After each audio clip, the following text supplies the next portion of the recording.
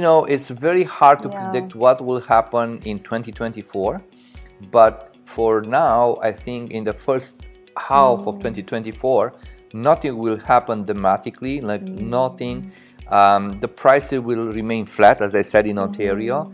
For now, but we are hoping. But we are hoping that, probably, between now and 2027, as I said, in Q4, there will be a short period of times, like in terms of months, let's say 2-3 months, that will be a spike.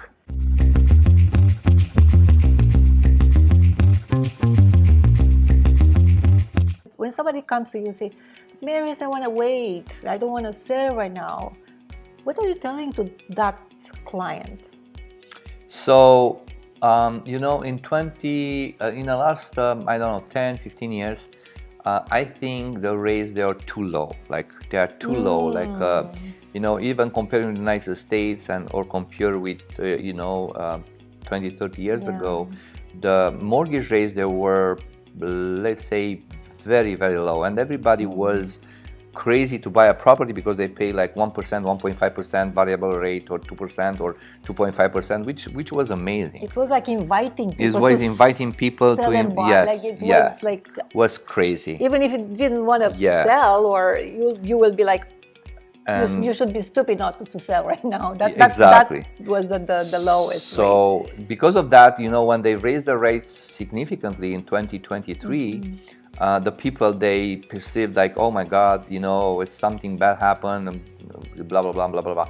But if you think what the rates were in the United States, like when we have like 2%, they used to have 4%, 4.5%, which was much more moderate. Yes. Now, because the Canadians, they borrow a lot of money. And now they're in big difficulties, especially if they had the variable rate.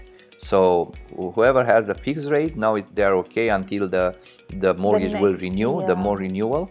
But because even myself, like I have a variable rate for, I don't know, 18 years. And everybody who was calling me on 2023 to ask me from the bank, for example, to ask me to make it fixed rate. I was saying, no, I don't need that, because I had, 15 years, with the lower rates, and I said, you know what, I don't think that would happen. I didn't want, even myself, I didn't want to block my rates like a fixed rate.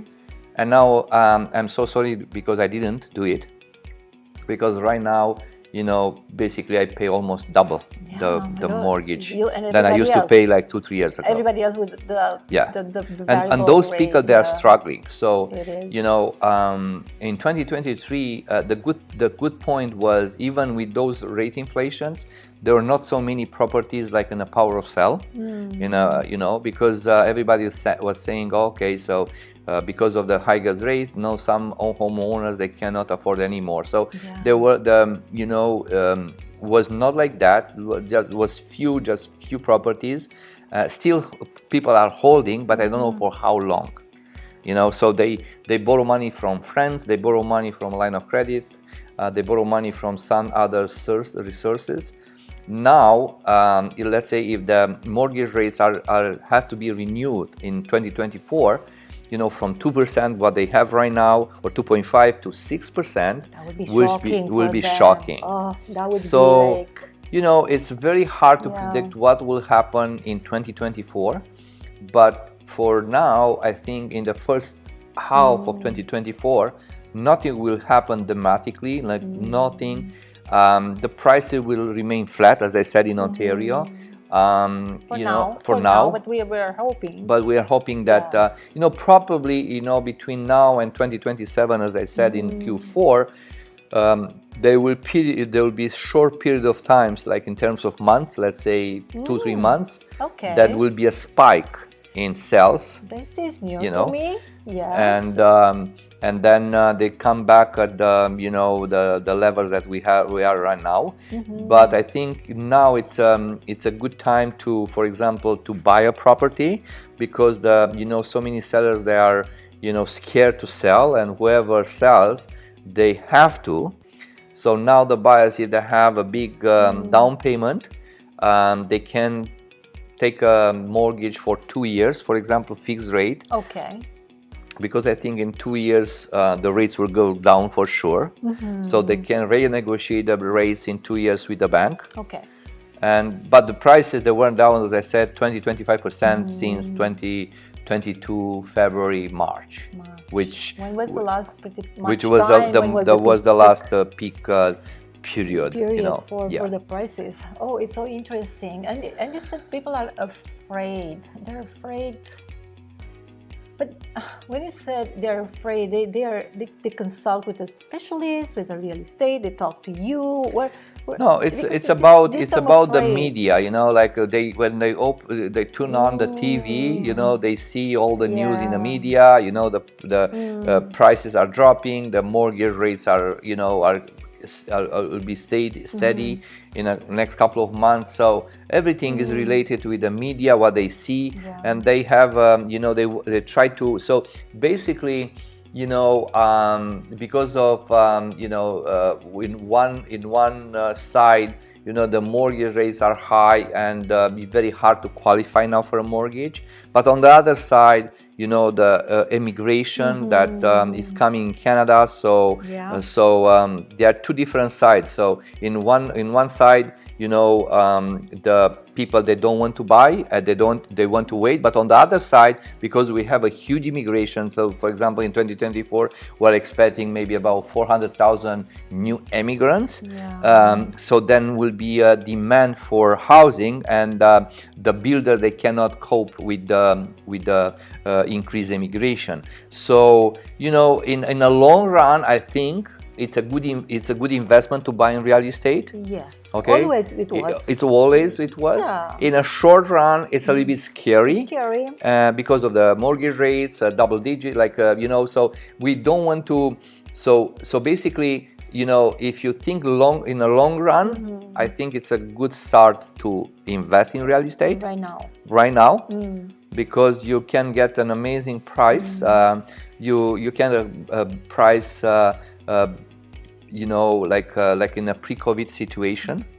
Which was before 2020. I know, and the COVID itself was unexpected situation, and nobody will guarantee us we'll have unexpected situation in the future. So, you know what I mean? When you wait, we wait for what? Because there are no guarantees. There are only predictions. But again, we had the past experience with the COVID when nobody expected the prices to go so fast high. And our lives were like upside down, and what happens then? And they'll be like, oh, I should sold my property, and you know, like then you think I should have a different mentality. And the same thing here, you know. All the time in the long run, it's better to buy now and then sort it out later. But you know, the people, they are waiting, and then some of them, they're waiting too much, and then the prices will go up, you know. So again, so it's very sensitive. It's better to get in touch with me, or you know, another real estate agent, professional real estate agent who has good reviews on Google, and to start from there. The problem is, and the risk part with other agents sometimes can be because the agents, they want to sell, so they don't necessarily are very honest sometimes, right? So they have to be very careful where they are going to ask the question, because of course, if I would be a real estate agent with not so many transactions under my belt, I will be like trying to convince everybody to sell their houses or to buy. But they need the real information, because applies for each individual, each family. They're not the same. That's the other thing. You cannot compare with other people's situation. It's true. So when you approach an agent, you have to, a real estate agent, you have to search him on the internet to see for how many years he is working, and then how many reviews they got in Google or rankmyagent.com. You know, if you know the agent, it's from your community, so it's a well-known agent, then you can, with the reputation, then you can rely on his advice. Well, Marius, it's good to see you. Good to see you too. How long have you been a real estate agent? Since 2005. Yes. So almost 18 years. 18 years. Listen, you work so hard. You're top 100 agent worldwide, which is fantastic. Congratulations. Thank you on so that. much, Scott. And you don't just help people sell or buy homes. You do the whole pack. How do you know what to do to a house in order to increase its value? I learn from you. A lot. Okay, so you're a pro then. Yeah. So I try to, explain people that if they, improve their, like with a new countertop, a new flooring, a new bathroom, a new kitchen, they will, like for each dollar, they will get maybe $1, $2, $3, $4 more. Yes. So this is very important. It's the return on investment. Exactly. You want to take care of your clients. You're not just here to help them buy or sell a home. You help them move. You give them renovation tips. Everything. It's one of the reasons why you and your family are so successful in this business. Yes. They give me the keys of the house, and they live in Caribbean for 2 weeks, and when they come back, the house is sold for the most money. You should have your own show. No. So I am so busy doing that, but I love it. But